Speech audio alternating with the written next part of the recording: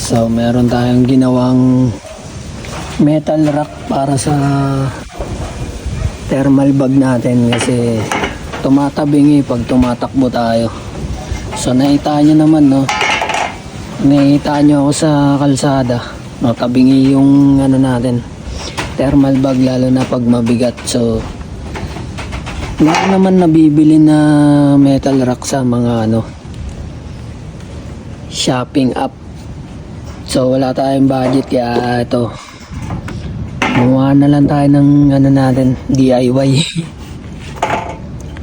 So medyo nagkamali pa tayo, no, sumubla yung ano natin kasi binending natin yan eh. So mali yung pagka ano natin, kulang kasi yung mga gamit natin. So pero may mga pang welding naman tayo. Alright, update na lang ulit. Okay, tapos na natin maputol yung bakal, no. So ganito yung gagawin natin.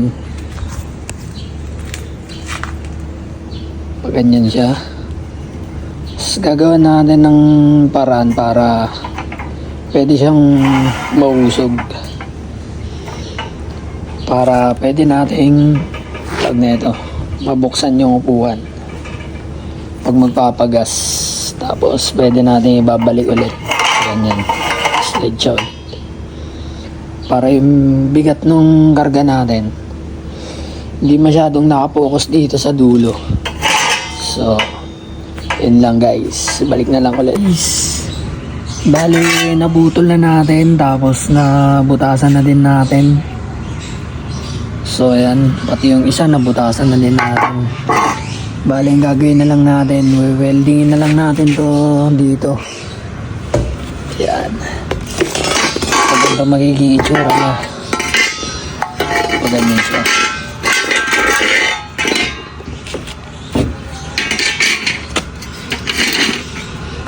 Ganyan siya.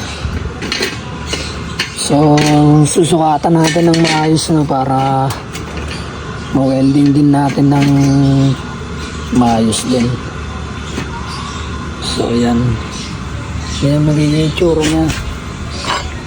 Tapos ito yung gagamitin natin, screw para dito. Yan yung magsisilbing ano niya, mag-slide dyan. Ihigpitan natin pag binaba natin ganun. Tapos pag bubuksan naman natin yung upuan, luluwagan lang natin siya. Ito yung isa, wala, nawala kasi yung ano eh. So ito yung ano, yung isa.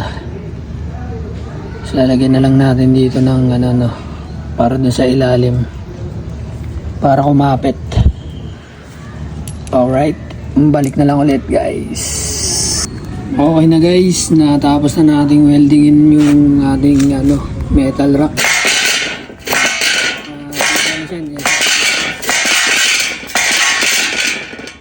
Anong balibag natin?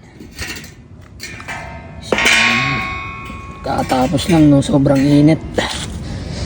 So papalamigin na muna natin bago natin testingin doon sa baba sa motor. Alright, update guys dito sa ating metal rack para sa ating thermal bag. Ayan. So binago natin yung design kasi parang napangitan ako dun sa una nating ginawa. So binago natin yung design niya, ginawa natin ganito. So ayan, pinutol natin sa gitna yung dalawa, tapos hinati-hati ko yung ibang sobra dito, tapos dinagdag ko na lang. Tapos ayan, ganyan ganda yung ginawa ko, binutasan ko para ma-full weld natin to, para kapit na kapit talaga. So hindi ko pa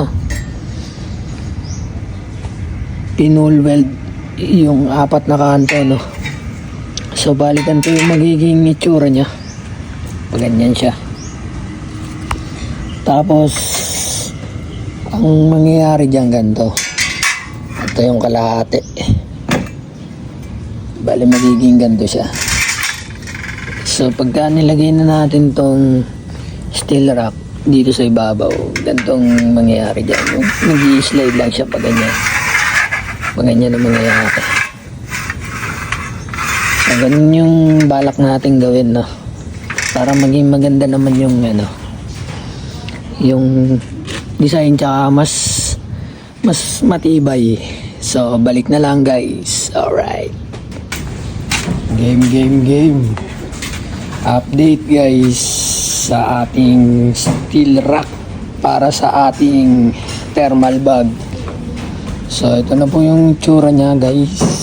So, naikabit na natin. So ginawan ko siya ng lock.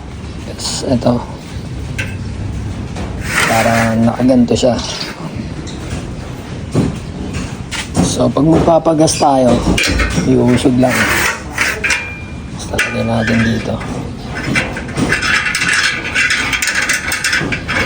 para hindi mag-slide pabalik. Okay, so may ganyan siya. Pwede natin buksan, ibalik, slide ulit. So ganyan yung itsura niya pag hindi pa nakakabit yung thermal bag natin. So ganito yung itsura niya sa ilalim.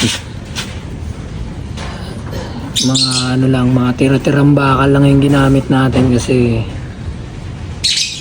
wala tayong budget. Diniskartehan na lang natin kung paano natin magagawa ng paraan para makatipid, diba?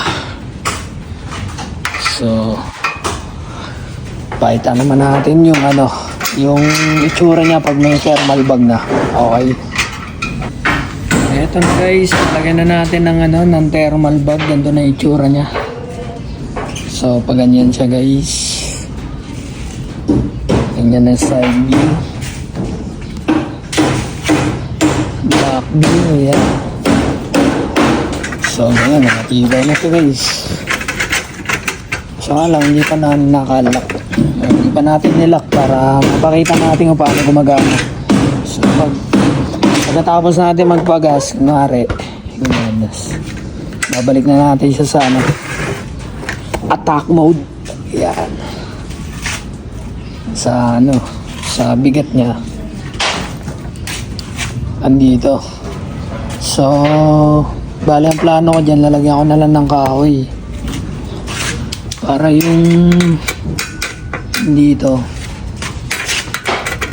hindi tumama dito mismo sa sa balat ng upuan, yung mapupulot. Lalagyan natin ng kahoy. So pag nilagyan natin yan ng lock, papantayan, ganun siya. Okay, so hindi lang masarado kasi may mga tools sa loob naipit. So ganyan yung mangyayari dyan, no? Babalik natin ulit para pakita. So pwede rin natin siya i-adjust sa pinakadulo pa, pinakasalat basa. So nga lang, mabigat yung karga nyo, baka naman mabali na dito.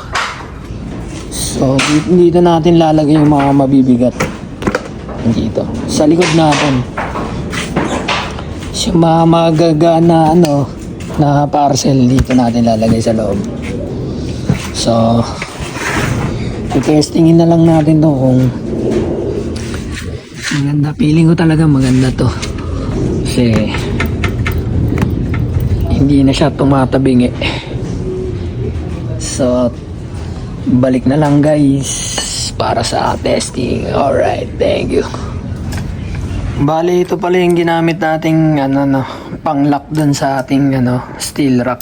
So pinukpok lang natin para straight. So hindi naman na perfect straight, basta lang, may straight lang, magmukhang straight lang. So ito yung gagawin din natin ganito, bubunutin natin dito kasi kanina sobrang higpit pagka bunot ko natanggal yung handle. So maganda sana pag may handle na, kaso baka matakot naman yung customer ganito yung itsura parang ice pick. So ganyan na lang siya, gagawin na lang natin siya ng handle na matibay din. So balik na lang ulit guys. Alright, update guys. Bale, na-testing na natin yung ating metal rack. So, yan ang tsura niya ngayon. So, nakarga natin siya kanina ng mabigat na mga gulay, no? So, lagpas 10 kilo kayang ikarga. So, nakaabante siya, no? Tapos, pwede pa natin kargaan sa likod. So, yun, okay na siya guys. Bale, ang next na lang na ito, pipinturahan na lang to para hindi makalawang. Alright, peace out.